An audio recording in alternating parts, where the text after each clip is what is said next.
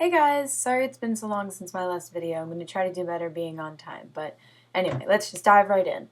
The name of this week's parasha is Vayeira, and it's jam-packed with stuff, so I'm going to go kind of fast, because you've probably actually heard of most of what happens.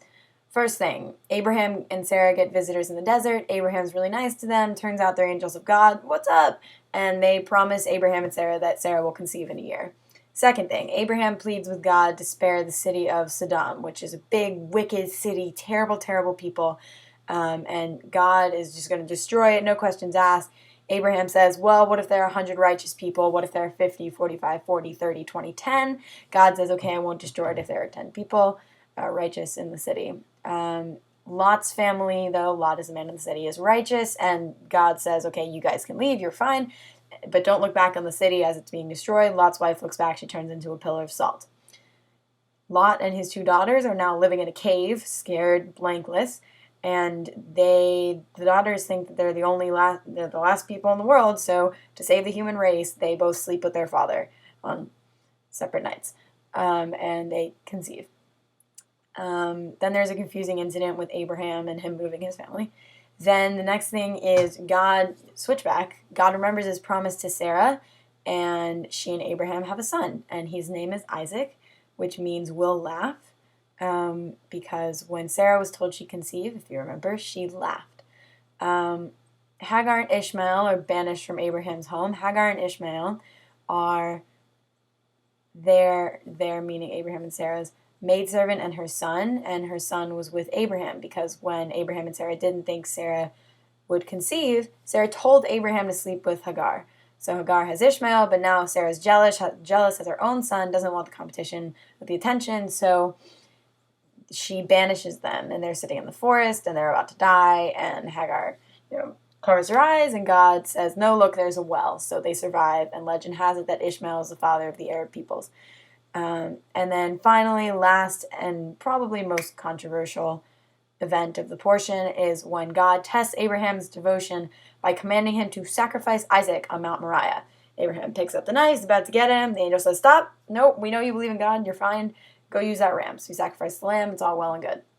And then the Haftarah, there are two different incidents involving Elijah the prophet. The first one is where this woman is really poor and she's about to lose her two sons as slaves because she would have to sell them to pay her debts. And Elijah sees what's happening and says, borrow as many jugs as you can from all your neighbors. So she does, and she fills them with, and one of them fills with oil, and she keeps pouring, and miraculously it works until all of them are filled. She can sell them for a profit and live comfortably and pay off all her debts.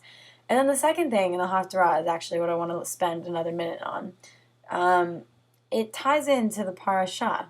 There's a woman who, like Sarah, can't conceive, and she prays and prays and prays and prays for a child. Finally, she gets a child, and this is a really nice family, and Elijah passes through a lot, so they always let him stay with them. They build another wing in the house for him, and so he has his own room and everything, and then a few years after the son is born, he gets a headache and dies a few days later. And the woman is beside herself. But more than beside herself, she's got that mother's steel. She remembers the deal she made. She was told by a man of God that she would have a child. And it's not fair to have a child and then lose the child 3 years later. So she quickly lays the child down in Elijah's bed and fetches Elijah, and he comes back in and revives the child. So just for the last bit, children, our parents... This is me saying this. Children are parents' hope for the future almost. Anything that you want society to know or you want people to do, you want to send it through your child because they're going to live past you and through you, and they will remember what you teach them. All of the weird mannerisms you have, or your inclinations towards food or your morals or your politics, anything influences your child. So think about this. As a child of your parents, do you feel the same way they do about, I don't know, politics? Have you ever spoken with your parents about religion? Isaac, what could he have been thinking? He said, Father, where is the sacrifice? Where is the lamb for the sacrifice? Abraham says, oh, God will provide it, son. What was Abraham thinking? Especially when he was bound up and put on the altar. They never say, "Oh, Isaac, how do you feel that your father is about to stab you and kill you and then burn you?" Nobody ever asks him. So even though this was like an A+ on the test of loyalty to God for Abraham, how does Isaac feel about this? Does he have the same personal connection to God as his father did? Judaism teaches that that's not possible because, especially in the Amidah, you say, God of Abraham, God of Isaac, God of Jacob. It's not the same God for every person. There's a personal connection. So, especially because Kala is coming up this weekend, think about your connection to your parents. How do they feel about something? How do you feel about something? If you want, talk to them about God or religion. What do they believe about God? And what do you believe about the Amidah?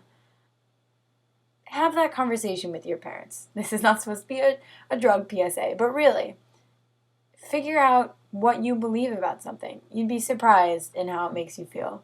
Anyway, thanks for listening. I know this was long, and there are millions of teachings you can get out of this parasha or haftarah, but that was just one that I thought of. So, Shavua Tov, and for those of you coming, I can't wait to see you at Kala, and I hope you have a great time, and I really can't wait to see what your story is, and see how it matches up to this week's story in the Torah. Bye.